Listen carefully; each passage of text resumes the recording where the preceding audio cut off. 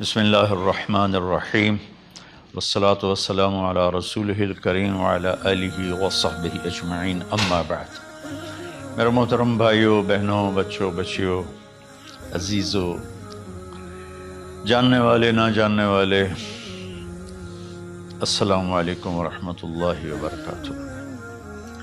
کچھ دنوں سے میں قرآن سے اللہ کی پسندیدہ ہستیاں کون ہیں، کہ اللہ کس کو پسند کرتا ہے، ولی دوست کو کہتے ہیں۔ تو اللہ کا دوست کون ہے؟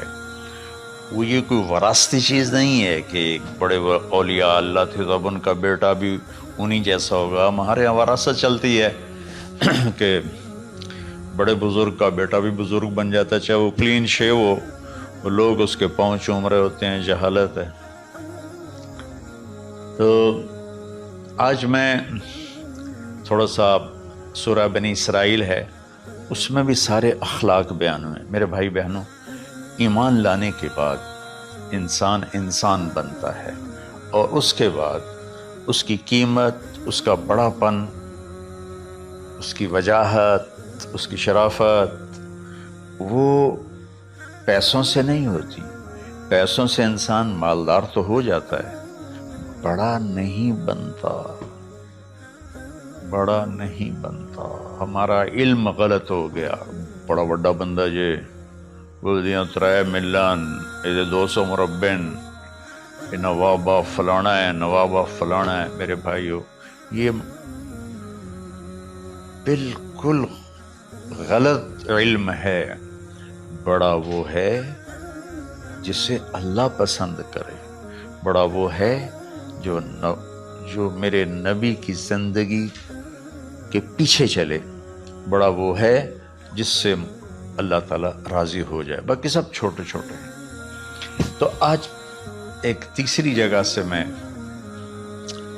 کچھ باتیں قرآن سے عرض کروں گا جن کا تعلق ہمارے ایمان سے بھی ہے، اخلاق سے بھی ہے۔ وہ ہے بسم اللہ الرحمن الرحیم وقضى ربك الا تعبدوا الا اياه بالوالدين احسانا اما يبلغن عندك الكبر احدهما او كلاهما فلا تقل لهما اف ولا تنهرهما وقل لهما قولا كريما واخفض لهما جناح الذل من الرحمة وقل رب ارحمهما كما ربياني صغيرا۔ یہ بہت بڑا مضمون ہے۔ اللہ نے قرآن بھر دیا والدین کے خدمت کے لیے، والدین کی اطاعت کے لیے، والدین کی ماننے کے لیے۔ پہلا جملہ ہے اور تیرے رب نے فیصلہ کیا، ایک مطلب۔ دوسرا، اور تیرے رب نے حکم کیا کہ بندگی صرف اللہ کی ہے، بندگی صرف اللہ کی ہے۔ عبد اسے کہتے ہیں جو ہر بات پہ سر جھکا دے، عبد اسے کہتے ہیں جو ہر بات پہ بچھ جائے، اس کو عبد کہتے ہیں۔ تو اللہ کہہ رہا ہے میرے بندو، میرا ایک فیصلہ ہے اور میرا ایک حکم ہے، میرے سوا نہ تمہارا ہاتھ کسی کے آگے پھیلے، نہ تمہاری گردن کسی کے آگے جھکے۔ ایک دوسرے سے مدد لینا، اس کو ایک دوسرے کی تعاونوں میں آ جاتا۔ تعاونوا علی البر والتقوی، ایک دوسرے کا ساتھ دو، ایک دوسرے کی مدد کرو۔ میرے نبی قرضہ اٹھاتے تھے۔ میرے نبی جب انتقال ہوا تو آپ کی زرہ 9 وسق پر، وسق 5 من کا ہوتا ہے، تو وہ جو کے بدلے آپ نے زرہ رکھوائی تھی کہ جب میں تمہیں ادا کروں گا زرہ لے لوں گا، اور آپ کا انتقال ہو گیا، آپ زرہ اپنی واپس نہیں لے سکے۔ وہ چیزیں جن کا تعلق صرف اللہ کی ذات سے ہے اور کوئی نہیں کر سکتا، اس میں صرف اللہ کے آگے ہاتھ پھیلا، جیسے ہم کہتے ہیں مدد، نصرت۔ اللہ کہتا میں ہوں، الا ان نصر اللہ قریب، سنو میری مدد تمہارے قریب ہے۔ تو اللہ تعبدوا الا ایاہ، بس ایک چھوٹا سا جملہ اللہ نے یہاں کیا، چونکہ یہاں اللہ نے والدین اور اخلاق بتانے تھے تو اپنے لیے صرف ایک جملہ بولا، باقی باتیں بھی اللہ کے لیے ہیں، لیکن اللہ نے میری بندگی، اس بندگی سے مراد 5 وقت کی نماز نہیں ہے، حج، روزہ، زکوٰۃ نہیں ہے اس کی مراد، یہ ساری باتیں داخل ہیں، اور اس کے ساتھ 24 گھنٹے کی زندگی اللہ کی مرضی پر گزارو، نفع آئے تو شکر ادا کرو، نقصان ہو تو صبر کرو، برداشت کرو، پھر بھی شکر ادا کرو کہ میرا رب یہ کہہ رہا ہے کہ میں نے صرف اللہ سے تعلق جوڑنا ہے۔ اللہ کے نبی نے اپنے چچا زاد بھائی عبداللہ بن عباس سے فرمایا کہ یا غلام، اے نوجوان، اسی کا بکلمات فاحفظہ، میں تمہیں چند باتوں کی وصیت کرتا ہوں، کیا؟ احفظ اللہ، احفظ اللہ یحفظک اللہ، یحفظک اللہ، اللہ کے اوامر کی حفاظت کر، اللہ تیری حفاظت کرے گا۔ احفظ اللہ تجدہ تجاہک، تو اللہ کے اوامر، اسلام، حلال حرام کی پہچان کر کے زندگی گزار تو اللہ کو ہر وقت تو اپنی مدد کے لیے تیار پائے گا۔ اور لمبی حدیث ہے، بنا عشاء کی نماز کا وقت ہو رہا ہے، اس میں وہ جملہ جو اس میرے مضمون سے متعلق ہے، وَإِذَا سَأَلْتَ فَاسْأَلِ اللَّهِ، جب بھی مانگو اللہ سے مانگو، جب بھی مانگو اللہ سے مانگو، اللہ کے سوا کوئی دینے والا نہیں ہے، صرف اللہ ہے دینے کے لیے۔ وَإِذَا اسْتَعَنْتَ فَاسْتَعِنْ بِاللَّهِ، اور جب مدد کے لیے ہاتھ اٹھاؤ تو صرف اللہ کو پکارو، جب ضرورت حاجت کے لیے، مدد کے لیے ہاتھ اٹھاؤ تو اپنے اللہ کو پکارو۔ تو یہ حدیث کی بات بھی ہے اور یہ قرآن کی بات بھی ہے۔ اس کے بعد آگے اللہ کہتا ہے وَبِالْوَالِدَيْنِ إِحْسَانًا، اور اپنے والدین کے ساتھ احسان کرو۔ احسان کا کیا مطلب ہے؟ اللہ آگے اسی کی تشریح کر رہا ہے۔ ویسے احسان کا مطلب عربی میں ہوتا ہے، یہ جو ہمارا اردو کا احسان ہے، میں تیرے تو احسان کیتا ہے تو ہوں میں نالے کی کر رہے ہیں، یہ بھی مطلب ہے، لیکن احسان کا اصل مطلب ہوتا ہے، احسان حسن سے ہے، حسن، حسن سے الف، 2 الف ملے اور احسان بن گیا۔ احسان کا مطلب ہوتا ہے کسی بھی کام کو جو دنیا کا ہے، دین کا ہے، اسے انتہائی خوبصورت طریقے سے کرنا۔ جیسے کسی دلہن کا میک اپ ہوتا ہے نا، تو 5-6 گھنٹے 4 گھنٹے کے بعد وہ کہتی ہے، جو ہوتی ہے اس کا میک اپ کرنے والی، کہ جی بس یہ مکمل ہو گیا ہے اور اب اس سے آگے نہیں ہے۔ تو آخری اچھائی کی آخری انتہا پر پہنچ کے کام کرنے کو احسان کہتے ہیں۔ تو میرا اللہ کہہ رہا ہے میرے بندو، اپنے والدین کے ساتھ وہ کرو کہ جو بھلائی کی، خدمت کی، ماننے کی آخری حد ہے۔ سبحان اللہ۔ وبالوالدین احسان، بالوالدین پہلے ہے، احسان بعد میں ہے۔ اللہ تعالیٰ نے باقی سب کو پیچھے کر کے فرمایا کہ دیکھو خاص طور پہ ماں باپ کے ساتھ وہ رویہ کرو کہ ان کے دل سے دعائیں نکلیں۔ چند دن پہلے ایک والد یوں ہاتھ اٹھا کے کہہ رہا تھا اپنے بیٹے، اکلوتا بیٹا، میں منگنا اللہ کو لو، اللہ تینوں چاہ لگے۔ باپ بیٹے کے لیے یہ دعا مانگ رہا تھا اور بیٹا اکیلا ہے، یہ بد دعا باپ کر رہا تھا۔ تو بھائیو، ایسی اولاد نہ بنو جس ماں نے پیٹ میں 9 مہینے اٹھایا، پھر جننے کی تکلیف برداشت کی۔ ایک شخص آیا حضرت عبید بن عمیر کے پاس کہ حضرت میں نے ماں کو اپنے کندھے پہ بٹھا کے پیدل حج کرایا ہے، مینا لے گیا، عرفات لے گیا، مزدلفہ، پھر مینا، پھر مکہ، تو کیا میں نے ماں کا حق ادا کر دیا؟ میں نے فرمایا ولا تلقۃ واحدہ، بیٹا ابھی ایک تلقہ کا حق بھی ادا نہیں ہو۔ تلقہ کسے کہتے ہیں؟ جب بچہ پیدا ہونے کا وقت آتا ہے تو ماں کو دردوں کی لہریں اٹھتی ہیں، وہ اتنی خوفناک ہوتی ہیں کہ ماں چیخ چیخ کے رہ جاتی ہے، اور بعض اوقات ڈیلیوری لیٹ ہو جاتی ہے تو وہ تڑپتی ہے، روتی ہے۔ وہ جو لہریں ہیں نا پیٹ میں آتی ہیں جاتی ہیں، آتی ہیں جاتی ہیں، ایک لہر جو درد کی اٹھتی ہے اس کو کہتے ہیں طلقہ۔ میں قربان جاؤں، انہوں نے فرمایا بیٹا ابھی تیری ماں نے جو تجھے جنا تھا اس وقت جو تجھے درد، وہ تیری ماں نے درد کی لہریں برداشت کی تھی، اس میں سے ایک لہر کا بھی حق ادا نہیں ہوا، یعنی کہ حق ادا ہو ہی نہیں سکتا۔ یہ مطلب کہ حق ادا ہو ہی نہیں سکتا کہ بیٹا ابھی ایک کا بھی نہیں۔ پھر حضرت عبداللہ بن عمر سے ایک شخص نے پوچھا کہ اچھا یہ جو آدمی تھا یہ خراسان، یہ ایران میں ہے اور افغانستان میں، یہاں سے ماں کو پیدل کندھے پہ بٹھا کے مکے پہنچا تھا، اندازہ لگا اس نے کتنی مشقت اٹھائی۔ اور عبید اللہ بن عمیر کہتے ہیں بیٹا ابھی ایک لہر کا حق ادا نہیں ہوا۔ یہی سوال حضرت عبداللہ بن عمر سے کیا ایک شخص نے کہ حضرت میں نے اپنی ماں کو حج کرایا ہے، سارا میں نے پیدل کرایا ہے اور کندھے پہ اٹھا کے کرایا ہے، تو کیا میں نے ماں کا حق ادا کر دیا؟ وَلَا زَفْرَةً وَاحِدًا وَلَا زَفْرَةً وَاحِدًا۔ ہائے ہائے، کہ بیٹا تیری ماں نے تجھے پالتے ہوئے جو تھک تھک کے لمبے لمبے سانس لیے، ہوکے بھرے، ابھی ایک ہوکے کا حق بھی ادا نہیں ہوا، یعنی حق ادا ہو ہی نہیں سکتا۔ تو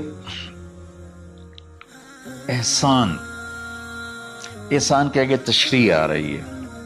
تو آج میں صرف اتنی بات کروں گا کہ میرے بھائیوں، میری بہنوں، میرے بچوں، میری بچیوں، اللہ کے واسطے ماں باپ کو دکھ نہ دینا ورنہ اللہ بھی ناراض ہو جائے گا۔ چند دن پہلے ایک بچہ بچی میرے پاس آئے، دونوں میڈیکل اسٹوڈنٹ تھے، کہ ہم شادی کرنا چاہتے ہیں۔ تو بچی نے کہا جی میرے والدین ناراض ہیں، وہ نہیں، اس رشتے پر راضی نہیں ہیں۔ تو میرے باپ کہتے ہیں اگر تو نے یہاں رشتہ کیا تو تیری میری ایک درمیان خط آئے، کھچ جائے گا خلیج، ہم اس پار نہیں آئیں گے تو اس پار نہیں آئے گی۔ میں نے کہا بیٹی جس ماں نے تجھے 9 مہینے پیٹ میں پالا، 2 سال تجھے دودھ پلایا، تیری پوٹیاں پیشاب صاف کیا، تجھے پیمپر باندھے، تجھے اٹھ اٹھ کے راتوں کو اپنی چھاتی سے دودھ پلایا، کیا اب اس کا اتنا بھی حق نہیں کہ تم اس کی رائے کا احترام کرو؟ اتنا بھی حق نہیں ہے؟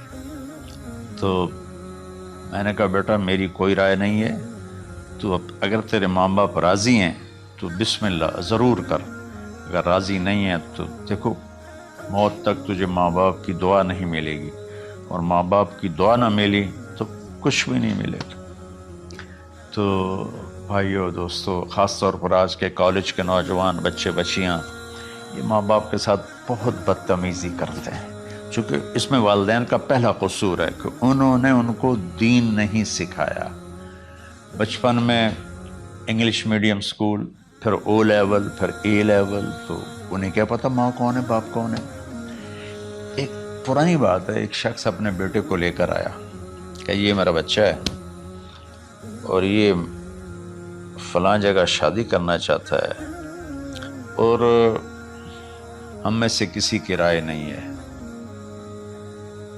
اور یہ مانتا نہیں ہے، اور اس کے ساتھ اس نے نا دھاڑے مار کے رونا شروع کیا۔ تو میں نے بچے کو دیکھا تو یوں کر کے بیٹھا تھا، اس کا باپ رو رہا ہے، ہچ کیوں تو ایسے بیٹھا ہوا۔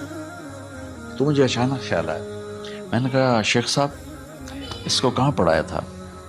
کہا جی امریکن اسکول۔ اس کے بعد آسٹریلیا بھیجا تھا مزید تعلیم کے لیے۔ کہ شیخ صاحب اس بچے کا کوئی قصور نہیں، آپ کا قصور ہے، اس کو تو پتہ ہی نہیں میری ماں کیا ہے میرا باپ کیا ہے۔ ایک ہماری تہذیب تھی وہ ختم ہو گئی ہے، اس میں علم نہیں بھی تھا تو ماں باپ کا۔ میں نے اپنی آنکھوں سے دیکھا، میں نے اپنے دادا کو دیکھا لیکن میں یاد نہیں، لیکن جو میرے دادا کے چھوٹے بھائی تھے ان کو میں سنبھلتا ہوں، ان کو میں نے دیکھا ہے، 3ری 4تھی جماعت تک میں تھا۔ 61 میں ان کا انتقال ہوا، میری 9 سال عمر تھی، تو 8 سال۔ ان کے بیٹے جوان تھے، اور ڈیرے میں جب وہ بیٹھتے تھے تو ان کے بچے ان کے سامنے نہیں بیٹھتے تھے، ان کی پیٹھ کے پیچھے بیٹھتے تھے۔ اتنا ادب تھا، حالانکہ چاروں کے چاروں دین نہیں جانتے تھے، تہذیب تھی، ثقافت تھی، جو آج کی تہذیب نے ہم سے سب کچھ چھین لی۔ اب بھی آپ جاؤ بیٹا تھر پارکر میں گیا ہوں 2-3 دفعہ، اور وہاں مسلمان نہیں، ہندو عورتیں جب گاڑی گزرتی ہے تو گھونگھٹ کو نیچے کر لیتی ہیں، اپنا چہرے کو فوراً چھپا لیتی ہیں۔ تو خیر بہرحال میں نے کہا شیخ صاحب اس بچے کا قصور نہیں، آپ کا قصور ہے، تو میرے بچوں اپنے ماں باپ کو خوش کرو، راضی کرو، ان کا راضی ہونا اللہ کی رضا ہے۔ میں اس کی تفصیل انشاءاللہ آگے بتاؤں گا، آج میں صرف اتنا ہی میں نے تمہید باندھی ہے کہ ماں باپ کا کیا مقام ہے، ان کی کیا عزت ہے۔ ایک شخص آیا، یا رسول اللہ میرا باپ میرے پوچھے بغیر میرا مال خرچ کر لیتا ہے۔ آپ نے کہا بلاؤ، چونکہ بچے کا ذاتی مال اگر ہو تو شرع کے لحاظ سے باپ پوچھ کے استعمال کرے، بغیر پوچھے استعمال نہ کرے۔ جب اسے پتہ چلا کہ میرے بیٹے نے شکایت کی ہے تو عرب کی شاعری تو مشہور تھی، انہیں دل دل میں کچھ اشعار پڑھے۔ جو آیا تو جبریل پہلے آ گئے، یا رسول اللہ اللہ تعالیٰ کہہ رہے ہیں آپ اس سے پوچھیں وہ شعر بتاؤ جو تیرے کانوں نے تو نہیں سنے، تیرے دل میں آئے تھے اور اللہ نے سن لیے۔ تو اللہ کے نبی نے فرمایا بھائی تیرا انشاءاللہ کیس سنتے ہیں، لیکن پہلے وہ شعر سناؤ جو تم نے تو نہیں کہے زبان سے پر اللہ نے سن لیے ہیں۔ تو آپ نے اس سے ارشاد فرمایا کہ تمہاری بات ہم سنتے ہیں باپ بیٹے کی، لیکن پہلے وہ شعر سناؤ جو تیری زبان سے ادا نہیں ہوئے، تیرے کانوں نے نہیں سنے، تیرے دل کی گونج تھی اور تیرے دل کی آہ اور فریاد تھی جو دل ہی میں گھٹ کے رہ گئی، اسے اللہ نے سنا ہے۔ وہ کہتا ہے سناؤ۔ کہنے لگا یا رسول اللہ آپ کا رب ہر وقت ہمارے ایمان کو آپ پر زیادہ سے زیادہ بڑھاتا رہتا ہے، اس ذات کی قسم جس کے قبضے میں میری جان ہے۔ یہ چند میرے دکھ بھرے خیالات الفاظ کی شکل میں ڈھلے، لیکن میری بزم تصور میں ہی رہے اور وہیں دفن ہو گئے، باہر نہیں نکلے، میری زبان سے ادا نہیں ہوئے، میرے کانوں نے نہیں سنا، آپ کے رب نے سن لیا۔ آپ نے کہا اچھا بتاؤ تم نے کہا کیا تھا؟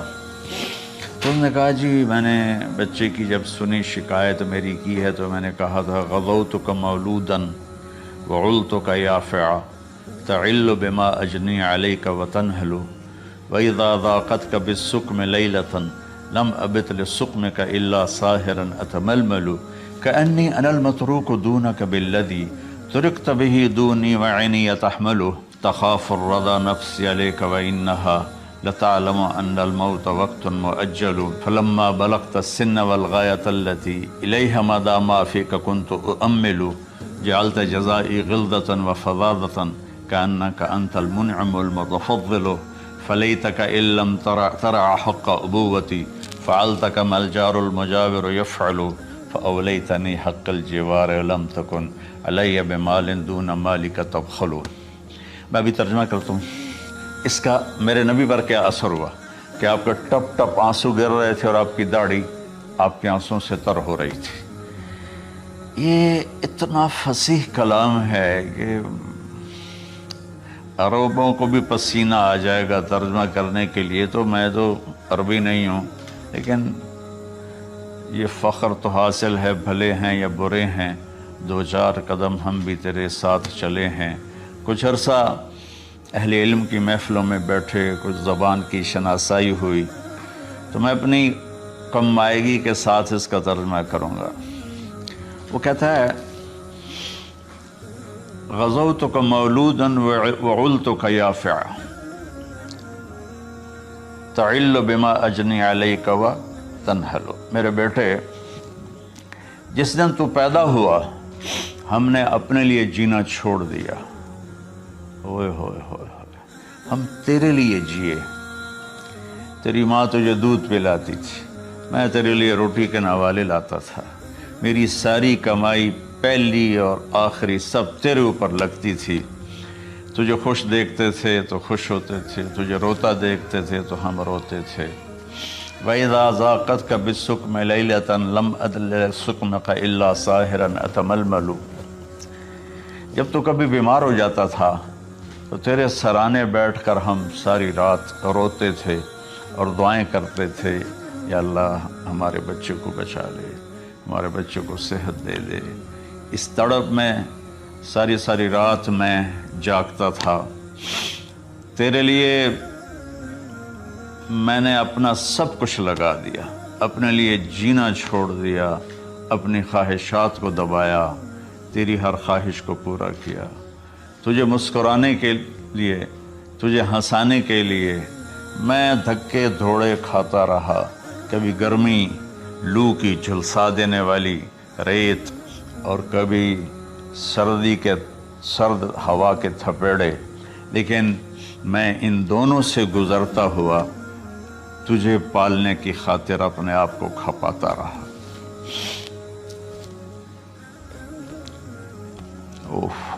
فلما بلغت السن والغایۃ التی الیہ مدی ما فیک کنت اؤمل، بیٹا میں نے اپنے ہڈیوں کا رس بھی تیرے اندر ڈال دیا، صرف کمائی نہیں، میں نے اپنے ہڈیوں کا رس تیرے اندر ڈالا، میں نے جو کچھ تھا تیرے اوپر قربان کیا۔ تجھے مسکراتا دیکھ کر میں اپنے غم بھولتا تھا، تجھے ہنستا دیکھ کر مجھے دکھ بھول جاتے تھے، اور پھر آہستہ آہستہ آہستہ میری ہڈیوں کا گودا، میری کمائی تیرے اندر گئی اور تو ایک خوبصورت درخت کی طرح بڑھتا چلا گیا، بڑھتا چلا گیا، بڑھتا چلا گیا، بڑھتا چلا گیا، اور میری بڑھاپے نے کمر جھکا دی اور میں جھکتا چلا گیا، جھکتا چلا گیا۔ میرا خیال تھا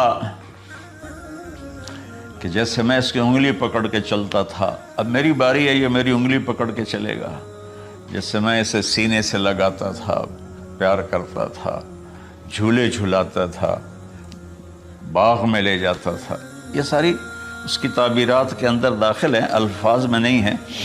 تو مجھے خیال آتا تھا جب میں بوڑھا ہو جاؤں گا نا تو میرا بیٹا بھی مجھے ایسے ہی لے کے پھرے گا، میرا بیٹا بھی میری سنے گا۔ یہ 100 دفعہ پوچھتا تھا یہ کیا ہے، اور میں ہر دفعہ جواب دیتا تھا یہ ہے۔ تو اب میں بوڑھاپے میں اس سے بات کروں گا، یہ میری بات سنے گا، میں اس کو نوالے کھلاتا تھا، یہ مجھے روٹی کھلائے گا، میں اس کا انگلی پکڑ کے چلتا تھا، یہ میرا ہاتھ پکڑ کے چلے گا۔ میری کمر بڑھاپے نے جھکا دی اور میں ایک خشک پیڑ کی طرح ہو گیا، اور جوانی نے تیری کمر کو سیدھا کیا اور تو ایک تر و تازہ درخت بن گیا۔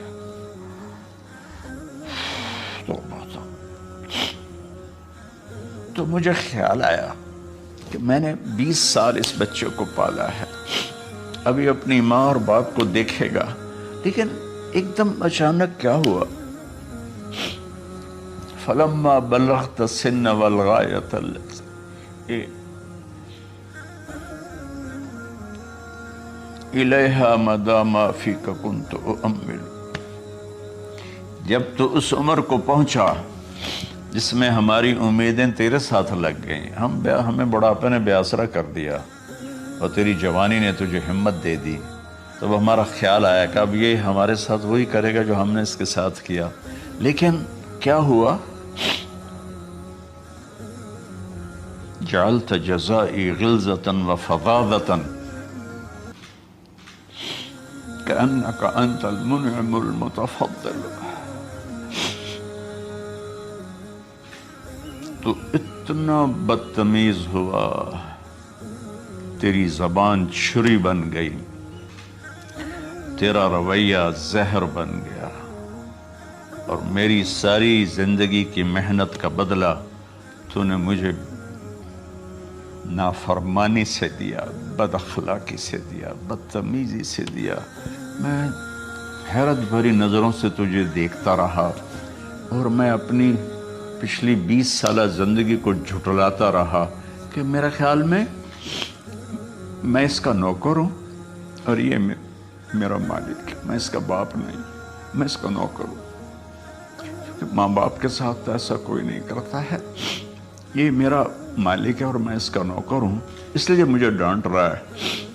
کتنے بچوں کو میں نے یہ کہتے سنا اپنے باپ کو، تو میرے واسطے آج تک کیتا کی، تو میرے واسطے آج تک بنایا کی۔ اور جو آپ بے بسی کی تصویر بنا ہوتا تھا وہ شکلیں بھی میرے سامنے ہیں۔ ہمارا دیہاتی ماحول زمیندارہ ماحول ہے، اب تو شہروں میں بھی یہی حال ہے۔ جس نے وہ لیول اے لیول کیا ہے اسے کیا پتا ماں کسے کہتے ہیں، باپ کسے کہتے ہیں۔ تو میں نے اپنی آنکھوں سے باپ کی بے بسی اور بیٹے کا غرانہ ایک دفعہ نہیں کتنی دفعہ دیکھا۔ تو میرے واسطے آج تک ہی کیتا ہے، تو میرے واسطے آج تک ہی بنایا ہے۔ وہ کہتا ہے اچھا میرا بچہ جداں جوان ہو سو آپ پہ سمجھ جسو۔ جبریل انسانی شکل میں آئے کہ یا رسول اللہ کچھ سوال کی، قیامت کب آئے گی؟ کہا اللہ کو پتا ہے۔ کہا کوئی نشانی؟ فرمایا جب دیکھو کہ بیٹیاں بھی ماؤں کو نوکر کی طرح دھتکار رہی ہوں تو سمجھنا قیامت آنے والی ہے۔ کچھ عرصہ پہلے ایک بچی اور ماں، تو ماں کچھ بات کر رہی تھی اور بیٹی کہہ رہی تھی بھوک نہیں بھوک نہیں، اور اس کی ماں کے خون سے بھرے ہوئے آنسو بہ رہے تھے اور اس کی ہچکیاں لگ رہی تھی کہ یہ وہ ہے جس کو میں نے اپنے پیٹ سے جنا اور اپنی چھاتی کا دودھ پلاتے پلاتے پلاتے میں نے کتنی تکلیفیں برداشت کی، اور آج کر یہ بھوک نہیں۔ تو کمال کے اشعار میں سوچ رہا ہوں جو میرا یہ حال ہے 1400 سال بعد کہ میرے آنسو نہیں رک رہے، تو اللہ کے نبی تو زارو قطار روئے تھے، داڑھی آنسوں سے تر ہو گئی تھی۔ کہا بیٹا جب تو نے میری ساری زندگی کی محنتوں کا بدلہ بدتمیزی سے دیا، گالی گلوچ سے دیا،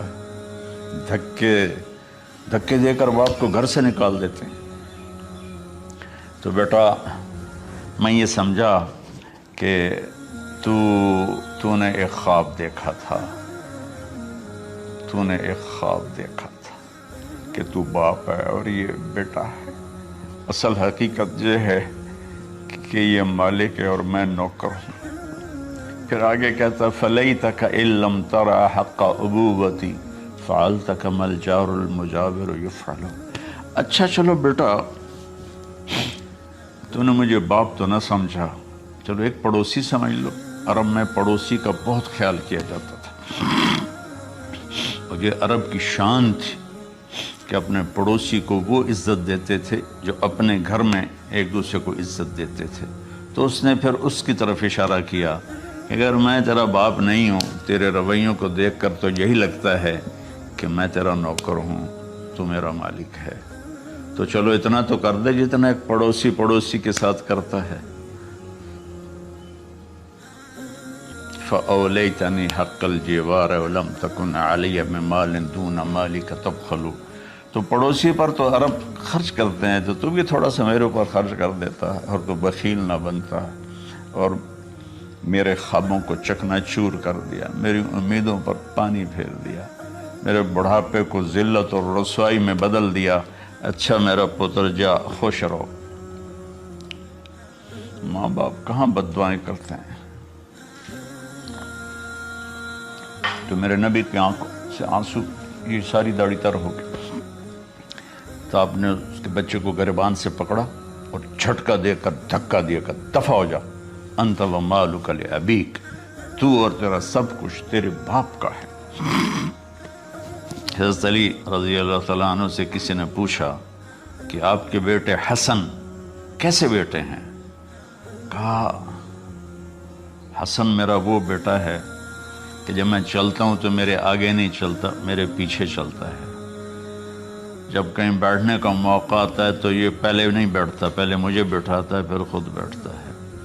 جب کھانے پر بیٹھتے ہیں تو یہ روٹی کی طرف ہاتھ نہیں بڑھاتا جب تک میں نہ بڑھاؤں، یہ سالن کی طرف ہاتھ نہیں بڑھاتا جب تک میں نہ بڑھاؤں۔ میں کمرے میں ہوں تو یہ چھت پہ نہیں چڑھتا کہ میرے باپ کی بے ادبی ہو جائے گی۔ میں حالانکہ چھت پہ چڑھنا ضرورت کے لیے ہوتا ہے، لیکن قربان جائیں اہل بیت کے ایسے ہی اخلاق ہوتے ہیں، آل رسول ایسے ہی ہوتے ہیں۔ میرے عزیزوں، نوجوانوں سے کہہ رہا ہوں جن کے والدین زندہ ہیں، ہم تو محروم ہو گئے، وہ قبروں میں چلے گئے، لیکن میں اتنا مصروف رہتا ہوں۔ اب یہ کرونا کی وجہ سے گھر میں بیٹھے ہوئے ہیں، یعنی میری زندگی ایسے پہیے کی طرح گھومی ہے، اور پھر دل کی تکلیف، پھر اس کے ساتھ سر کا درد شدید۔ اس کے باوجود میں روزانہ 10 نفل اپنے باپ کے لیے پڑھتا ہوں، 10 نفل اپنی ماں کے لیے پڑھتا ہوں، اور 4 نفل اپنی خالہ کے لیے پڑھتا ہوں، کہ ساری زندگی سجدوں میں سر رکھ کے اس کا ثواب ماں باپ کو پہنچاؤں، تو ماں باپ کا حق ادا نہیں ہو سکتا۔